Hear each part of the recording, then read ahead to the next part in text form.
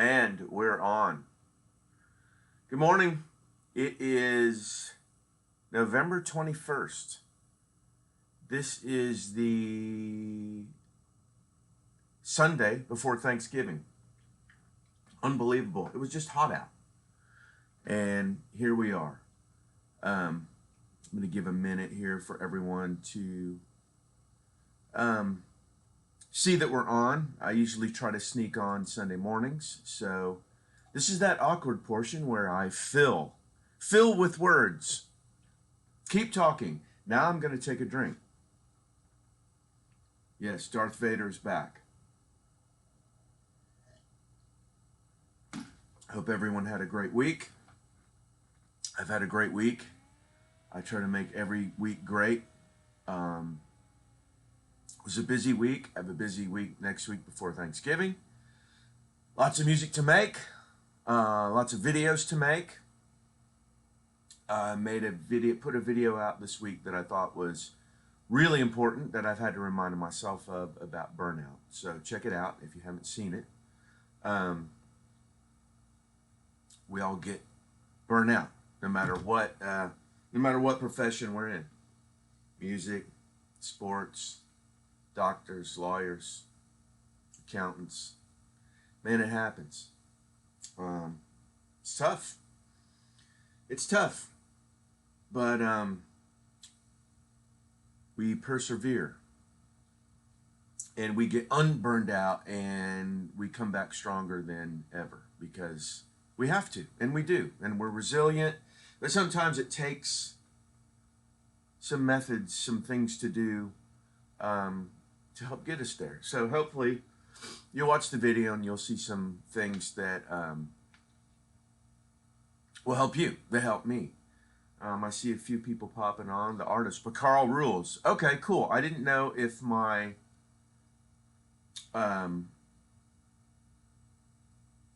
I guess I'm going to put a thumbnail on the video after the video comes out. I couldn't figure out how to do it before the video comes out, but obviously the name of the video showed up, so it's great. Yes, the artist, Porcaro rules. Without Toto, there is no Thriller. Totally agree. Today we're going to excuse me. Today we're going to talk about Jeff Porcaro. He was and is one of my biggest heroes. I got the chance to meet him. I got the chance to hang with him. I got the chance to go to Toto rehearsals, and almost got the chance to sit in a couple songs at the Baked Potato. He invited me down to sit in for a few songs, and I got a call that day, and he said, "Hey man, it's Sunday, my session's going to a triple, I'm not playing tonight, and so Vinny's going to play for me tonight, and we'll do it another time." And I still have that phone message. And there never was another time, because Jeff passed away in 1992. Now, for those of you who don't know who Jeff is, Jeff was the drummer in Toto. But he was also a very, very seasoned studio musician at a very, very, very young age. He played for Steely Dan, Lionel Richie, Diana Ross, Pink Floyd, Michael Jackson, Michael McDonald. I'm no use to going down the list, because I'm gonna forget most of his career. But one of the greatest, most seasoned drummers at a young age. He never even he lived to be an old age. He died at 38. But mastered all of the little things. Mastered time. Mastered feel. Mastered being able to hear a song one time and play it as though he had been rehearsing it straight for 2 days. could come up with genius parts on the spot, like that. Just super gifted, super unbelievable drummer. Anyway, yeah, I keep forgetting. Absolutely. That's a song that Jeff played on by Michael McDonald. All Porcaro fans are fans of that song. He said himself he didn't read music. He did read. He read really well. He didn't necessarily read notated music all that much, or even needed to, like movie stuff. But he read charts. He wrote charts. So that's probably what Jeff meant. He didn't read like maybe how Vinny or movie guys read, but he read rhythm charts like that. Incredible. Anyway, the reason I wanted to open this up today was there was news this week that Jeff's estate sold his catalog and publishing for $30 million. That's not $3 million, $30 million. And he's passed for 29 years. So, I mean, that's a shocker. That's a lot of money. That's a lot of money. And you don't really hear of that many drummers, even amazing, huge star drummers, making that much money. Of course, you would think that Neil Peart or Stuart Copeland or John Bonham, these kind of big star drummers, were certainly bringing home a lot of money. But Jeff was a studio musician, and that's what most people know him for. But there are a few key elements that Jeff had in common with these other drummers that I want to share. But let's back up for a minute, because there's a lesson not just in drumming for this, but for all. Yeah, Ringo, absolutely on that list. There's a lesson for all musicians to learn from this news this week that he made $30 million. Primary Wave, which is a company that's been seeking out a lot of writers and artists to buy their catalog for the rest of time, and give them great multiples, meaning basically giving them really fair, if not overly fair, money for their material. And they've obviously reached out to Jeff's estate, probably his widow, Susan, which I know to all the Toto fans, there's been a lot of controversy, but none of that's my business. We're not here to talk about that. I try to stay out of things in life that are not my business. So we need to take a look at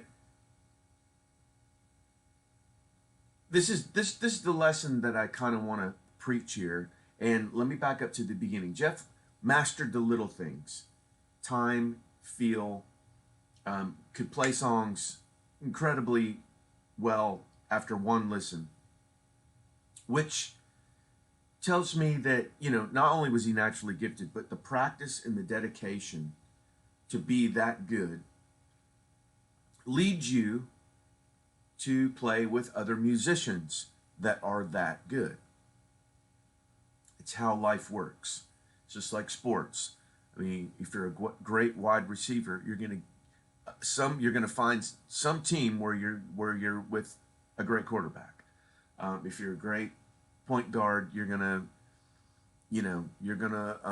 find yourself on a team with a great power forward. I mean, greatness attracts greatness. So first, we've got to be great. We've got to master the little things. We've got to master what we know that we're good at to get to the next level, to be in the mix with people that can take our music and our art and our craft and our music to the next level, and which he did.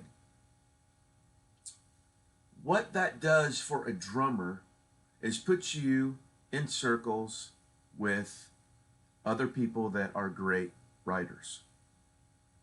Now, a lot of drummers may not be considered writers because they don't play a melodic instrument. It's easier for guitar players or keyboard players to write because they have a melodic instrument. They can bang out some chord progressions, get with a singer. Singer can attach a melody and lyrics at the top of that, and all of a sudden you're a co-writer. Nothing wrong with that. That's how it works. But and, today, I mean, there's lots of co-writers that just bang out a drum machine loop or a rhythm and call themselves a co-writer, and there's nothing wrong with that either. But what happened? What the lesson here is that Jeff got into these circles with David Paich and the guys from Toto and other studio musicians and formed a band, and he had the opportunity to write music. Now, I say that if you're a bass player, a guitar player, a keyboard player, an engineer, a mixer. Not that music is all about the money, because certainly today it's not. I mean, things have changed. The way we get paid on records changes. It's not the business it used to be, but there's still money and opportunity to advance your career and advance your bank account by writing. Now, obviously, we all know that the song "Africa" by Toto is by Toto, which Jeff played drums on. They create a really cool loop in the studio, and there's tons of videos about that. He's a co-writer with David Paich.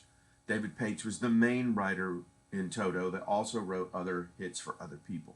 And when you're a co-writer, it could mean 50-50. It could mean 20-80. It could be, I don't know what percentage Jeff had. I don't know what percentage Paich had. But there's no way that Jeff Porcaro makes $30 million 29 years after he passed away without that song in his catalog. Now, also, they bought his royalties from all of the albums, which is,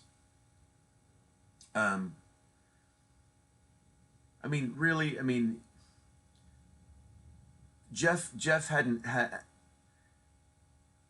It's been a long time since Jeff passed 29 years ago, so there hasn't been a record that the total royalties would be paid on since then. So a lot of those royalties, and I'm sure this goes Spotify and everything.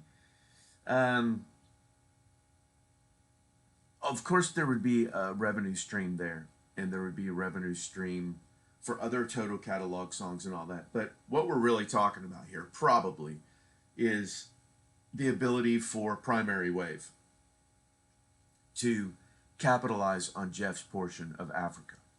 So, as great as Jeff was, and still in my heart, I mean, that's my screensaver right there. That's Jeff. I mean, still to this day, lives in my heart. His groove, his music, I listen to it all the time just to be inspired. As amazing as he is as a drummer, and that's his true legacy, the way that he really set up his family and would have really enjoyed the rest of his life had he lived it, was getting on as a writer on some of these Toto songs, especially Africa. So, what I want to encourage everyone to do, and certainly if Jeff was here, would encourage us all to do, is branch out, man. If you're a keyboard player, if you're a mixer, if you're a singer, take the chance to be great. Do the work that it takes to be great. Master the little things. Get to a level where musicians that are better than you want to play with you, want to work with you. And in doing that, the circle of influence that you're in, you're going to end up being around people that write songs, that write great songs. Take a chance. The way that I started, I kind of was an apprentice under another writer. A great writer in the 90s named Mark Spiro, who wrote stuff with the Journey guys and Heart and Kiss and Foreigner and those kind of rock bands in the 90s. And I was a fly on the wall watching this go down because he needed me to program drums and program some keyboard stuff. And because I was in that circle of people, I got to watch how writing sessions happen. I got to watch how music came together, lyrics and melody, and who did what, and who was strong at what, and who was weak at what, and how they all came together, and the politics of the song, and know when to say things and when not. But they were all putting their best forward. And I got to watch this and program drums on the side and just see how the song went down, because I got to the point on as a drummer where I earned the right to be in those circles. So it offered me writing in college to watch these guys work, and women as well work. It was awesome. And in doing that, practice writing songs on my own over and over and over again until I finally got something that I thought was worth playing for someone else. And little by little, my songs got better, and I was other people wanted to write with me. I mean, this is a long process. This is over years. And then really became known as a songwriter and a producer over a drummer. And I'm not saying quit your drum job or your mix job or your whatever job, but you'll find that having even a side hustle as a writer is, one, it's going to get you time away from doing what you normally do, time away from being a drummer so you don't get burned out being a drummer. It opens a whole different side of your mind melodically. I learned to play piano. I learned to play guitar. I learned about chords, chord structure, paid more attention to song structure, which helped me as a drummer. Paid attention to different people and how they approached lyrics, from Neil Peart to Don Henley. So it opened up my musicality, which opened up my musical circles even more. And you know, that's the main point why I'm talking about Jeff today, is that he did everything right. You know, he mastered the little things, got into a great circle of influence, then became a co-writer and a member of a band. And that's the way, 29 years after you pass, that you can get a $30 million offer for your catalog. You're never going to get a $30 million offer for your guitar parts unless you're Jimmy Page, or your drum parts. The other part of this I want to stress too is the music business and the session musician business has changed. There really aren't session musicians anymore. There are some in Nashville that play on demos and a few records. But if you dedicate yourself to being a musician, most of your life probably will be spent on tour, which I've done, and it was a blast, and I loved it, and I still love the guys I toured with, and I got to see the world on someone else's dime. I got to get paid to see the world. But as you grow through different stages in life, you may fall in love. You may want to have children. Family and those type of things may start to seem more important than playing a rock show. So this is another out for getting off the road if you don't want to be on the road. Now in Nashville, a lot of tours kind of go out from Thursday to Sunday, and they're back Monday, Tuesday, and Wednesday. The great thing about country touring in Nashville is they kind of build it around still having a life, which is awesome.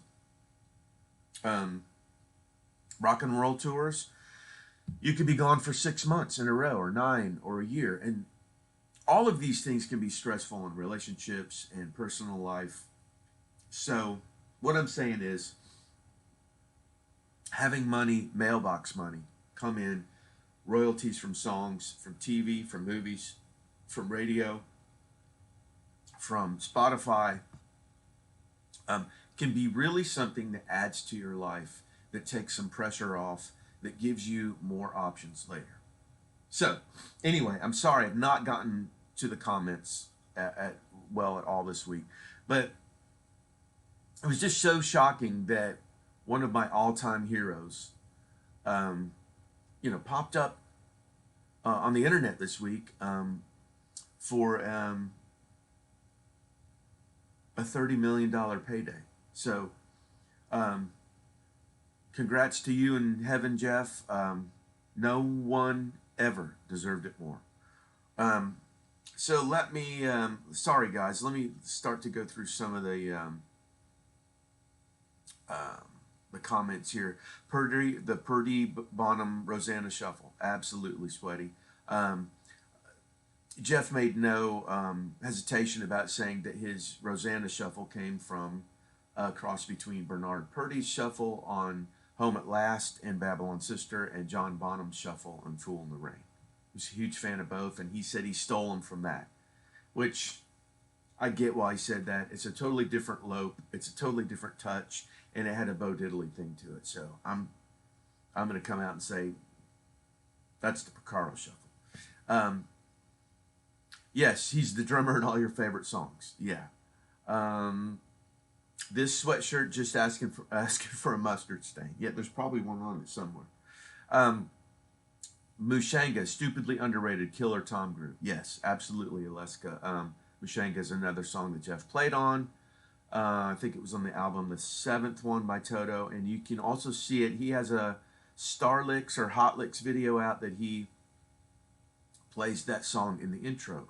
He plays that groove in the intro of the video. What else? Quincy Jones talks about charts. I'm not sure what that is. Charts would be, a chart is, well, there's the pop charts, which means how high your song is. They rate the songs based on radio play. But the charts that Quincy's probably talking about is when you get to a recording session, there's a chord chart and the structure of the song. Verse, chorus, bridge, chorus out. And it has the chords and maybe some rhythmic figures that the band needs to play together. Other than that, all of the musicians are just playing, making things up on the spot that they think sound good. Hold the Line is a banger, absolutely. Are they selling Porcaro stems to sample play to? There are some stems of Rosanna and maybe like You Are the Flower or something like that from Toto's first record, but not many. Josh Brown, the little things truly add up to be the big thing. Absolutely, Josh. Absolutely. You master the little things in music and you will work. Time, feel, understanding the song quickly, and for you guitar players and bass players and keyboard players, getting your sounds together and being able to access different sounds quickly, you're going to work. The artist, poor Steve Lukather. I think Steve Lukather's doing fine. I mean, he's carrying on with Toto. I know that Toto has been a disrupted camp the last few years, but Steve Lukather's an amazing guitar player and also an amazing writer and great singer, and I'm sure Steve just fine. I sure hope he is. He's a hero too. Erica, you're the best unknown musical channel, hands down. Thank you, Bobby. Thank you, Erica. We're growing, and we're happy to be here, and we're happy to do what we do, and we're happy that everyone's here this morning. Quincy handed Toto's MJ's vocal and EVH's solo and a time click that they built Beat It music around that. Yes, that's true. The song Beat It by Michael Jackson, Eddie Van Halen's engineer Don Landy cut the multi-track and ruined the time code to the track where they could sync the tape up that Eddie did the solo to up back to the master track. So Jeff Porcaro and Steve Lukather, Toto's guitar player, had to recreate the track again in time. And the way they did that is by luck. Michael Jackson was beating on a drum case on 2 and 4 through the whole song, and Jeff Porcaro listened to that, made a click track by a new click track by banging his sticks together, and replayed the drums to that, and Lukather replayed the guitars to that. That's the only way they had to fix it, and they did. Wasn't Spyro also a big contributor giant? Yes, he was. I think on their first record he had several co-writes on that. Some of Porcaro's lessons are on YouTube. I love watching them. Absolutely. I'm proud to be a songwriter. I've suffered for the art. Just need more acknowledgement and connections. Absolutely. All of music is an element of suffering because we never think we're good enough. We're always trying to be better. We hear other people that we think are amazing and we try to learn what they do. So I think there's a fine line between being content that you're growing, but discontent that you want to know more and want to keep going. I don't think you should go too far either side of that. Ride a healthy line between I'm proud of where I am and I'm proud of where I'm going. I think no use to get unhealthy on either side of that. Matty B, hi Bobby, love Porcaro Brothers. Just learning how to use VST drums. Awesome, awesome. Jeff had 2 brothers, Mike and Steve. Mike also passed away from ALS, which is tragic. Mike played bass on many sessions and also played bass in Toto. And Steve played keyboards in Toto and many other sessions, and also co-wrote the song Human Nature that was on Michael Jackson's Thriller album. So I'm sure that Steve did quite well on that too. Brian Starks, question for you, Bobby. Which do you think is harder to find, more rare, a great singer or a great songwriter? Wow. Wow, Brian. That's tough. I think it's hard to find both. Man. There are a lot of singers, and there are a lot of people that write songs. There are not many Steve Perrys, and there are not many Stings. And there are not many, who would I say, Paul McCartney's. I say singer, sure. I mean,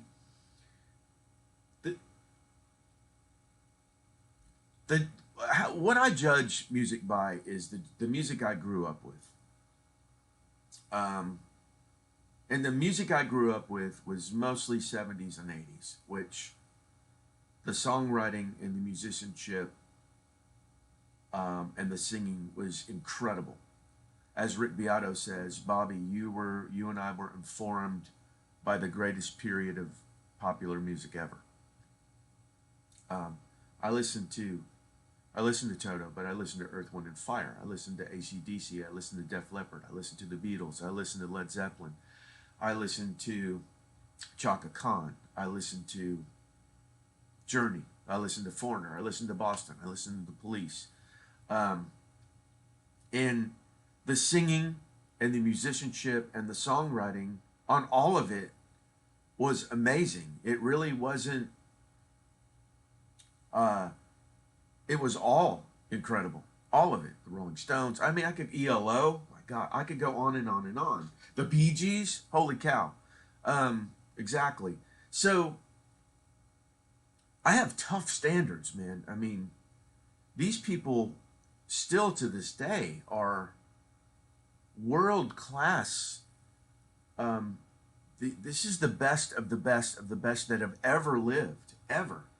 So, What's interesting to me now is, as I make music in 2021, having those singing chops and having those songwriting chops have changed. Um, Music is more formulaic. Music is more about hooks and spoon feeding some sugar. Music is more about banging out a beat. Is more about fun and a quick fix. Now, I'm speaking about popular music. Obviously, there are always things on the fringes that mean more. Um, but so, in many ways, I feel like the talent level has regressed. But that makes me sound like an old guy because, in a lot of ways, the talent has switched to hooks and production and little things that stick in people's minds. So, um, the need for a great singer and the need for a great songwriter has changed. Um, of course, we have autotune and melodyne and all that for singers, but you still have to have great character in your voice. Anyway, um, and if there was a band that came out now, like all the bands that I grew up with, I don't even know if they'd be popular because they just sound old. Anyway, Desmond Child wrote a few good ones. Desmond Child wrote a lot of great ones. I've worked with Desmond several times, and he's every bit as good as you think he'd be. Um, what's the difference between a guitar performance being recorded compared to the final album sound? Should it be close if it doesn't? Close if it does. It needs studio processing. I would say 99.9% of the time, sorry, J.D. Rice. The sound that you hear on the record is the one that the guitar player's giving them. So get your sounds together on your side of the microphone, and you will shine more than if an engineer or a mixer has to do it more. Almost every session or rock band I've ever been in, the sound source coming out of the amp is what makes the record. So good question, but yeah. It's all coming from the guitar player. John and Paul, best writing team ever, let alone their vocal abilities. Matty B, I can't argue there. They're my favorite band of all time. Does that make me old? I don't know, but their music stands up even today, and I can't get it out of my head and don't want it out of my head. I hear you, man. Brad is that guy who is in the Steve Perry class. Brad Delp, Boston's vocalist, a vocalist, and very few even realize it. Yeah, Boston, the production, the sounds, the arrangements, the singing.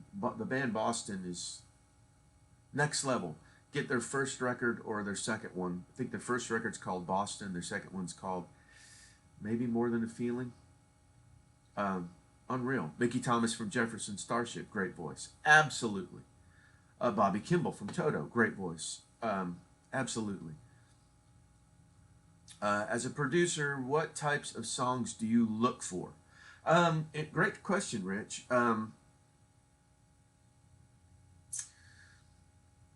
It's different for different genres.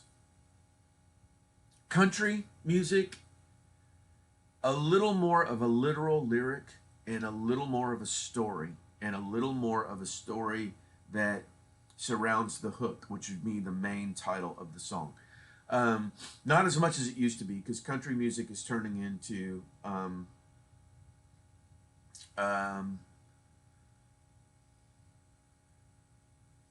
more kind of pop, but still more of a story and more window dressing from lyrics and visual lyrics.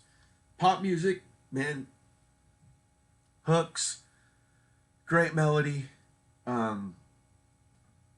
maybe a lyric that repeats that a lot of people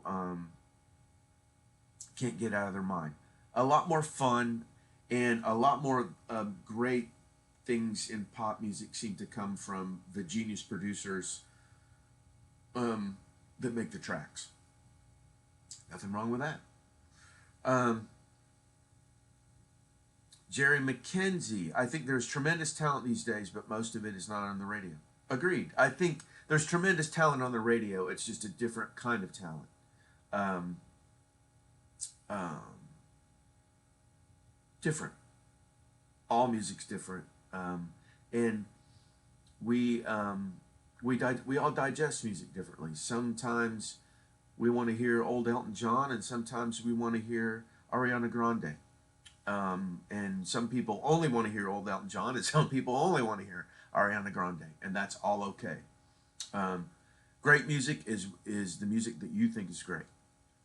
Um, I can't stand Guns N' Roses, and my wife loves Guns N' Roses, and I know that makes me wrong. Uh, I do think Slash is a great guitar player, and I hate saying that I can't stand Guns N' Roses because I sound like an idiot. Um, but there you go. Um, Morgan Wallen and Luke Combs both have great story songs. Yes, they do. Very much. Boston's second record, Don't Look Back. My bad. Thanks for the correction. Don't Look Back. That was a long time ago. I can remember it coming on the radio as a kid and just thinking, why does this sound so deep and spacey and cool, and all these guitar effects, and, like, not realizing that there's this guy Tom Schultz that's a genius behind creating this whole different world. By the way, if you're into Tom Schultz and you love his Rockman sounds, Amplitude has a pack of sounds now. It's in the Joe Satriani pack that they actually have a virtual Rockman that sounds fantastic. It's the only one that I know of, and someone on the channel told me about it, and I got it, and it's fantastic. So check it out. I love your Mutt production tricks. In your opinion, who is today's super rock producer? I haven't heard a super album in a long time where the whole album shines. I don't know that there are super rock producers anymore. I think the day of the super rock producer that gets called to do a lot of big rock records, I don't know that that's what producers really do anymore.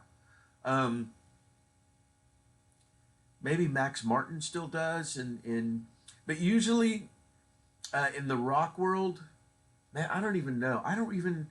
Rock has kind of lost its identity. I don't know what rock, when I listen to the rock station here in Nashville, they still play the Foo Fighters and all that, which I love, but it's not, and of course they're still current, but I don't know who current rock bands are that are doing anything new. And I think that rock producers it's more about camps now. Like you get a band, and there's some local guy that is an engineer producer, and they do it, and it blows up, and all that sudden that guy's a producer. Back in the day, obviously Mutt or Hugh Padgham or Ron Nevison or Keith Olsen, or you had this list of guys that were big rock producers. I don't really think it's that way anymore. It was fun when it was, but doesn't seem to be that way as much. Miles Kennedy, another great singer. Yeah, lives in Spokane. I didn't know that. Miles is great. Hey, Bobby, great channel. What is your go-to sample library other than TuneTrack? I use a lot of samples that, this is going to sound like a shameless plug, but it's not. I use a lot of my own samples that I've created over the years in recording sessions. At the end of the sessions, I do one-shots, and the artist and the producer is always gracious enough to let me take them home and use. I have a club called the Doctor's Lounge where you can look on any of my videos, and in the description of the video you can find a link, and I give those samples away every month. It's part of the Doctor's Lounge. I have hard drives full of samples that I pull from, and for $5 a month I give a sample set away every month. And then there's some other things on there where you can get help with, you can get stems and those samples every month. stems of songs that I've done. You can make your own songs. You can take those sections of things to make your own song. You can study the production on them. You can just take the drum beats off and make your own song. And then there's a third level where you can have all that plus we do a call, and I can help you with a song, production, something you're stuck on, a lyric, a mix, and we've got a lot of people doing it, and I absolutely love it, and I'm thankful for all of them. So check it out. It might be something for you. I've also got a video coming out very soon. We've almost got it all packaged together about another amazing drum set. Amazing drum set. So other than 2-track, I usually use all my own stuff. I used to use Slate a bit, and sometimes every now and then I'll use Addictive Drums.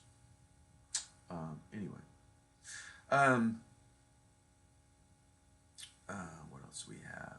Max, thank you for Corey, thanks for your open-minded takes on the biz. So many want to dump on today's music. There's always great new music. Yeah, I think you have to be open.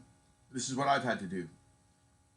When I hear Goodbye Yellow Brick Road by Elton John, I think that's a perfect song.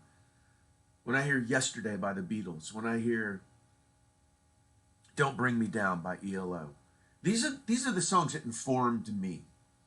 And that's what I think is excellent. When I hear September by Earth, Wind & Fire, that's what informed me. That's what excellence sounds like. But I have to realize that excellence nowadays, even though that's still excellent, culture changes. And what I have to find the excellence now that doesn't sound like the excellence that I think is excellence, but I have to find what's excellent now and find what's excellent in it. Otherwise, I get dated and jaded, and I don't want to be that way. So, oftentimes in my own time, when I'm listening to music just for pleasure, I listen to old stuff like that. When I'm listening to be educated, I normally listen to new stuff to stay current. I got to run here in a second, guys. I appreciate you being here. I hope you all have a great Thanksgiving. Bob Rock. Yeah, Bob Rock's a great rock group. Another great example of a rock producer that did many great rock records. Rob Cavallo. I mean, I'm gonna miss a ton of them. But anyway, hey, I gotta run. I'm thankful for all of you this Thanksgiving. I'm thankful for everyone that comments and watches the videos and is part of the Doctor's Lounge. I'm thankful. I'm grateful. Thanks for hanging with me this morning, and I hope you all have a great Sunday and a great Thanksgiving, and I'll try to see you Sunday after Thanksgiving.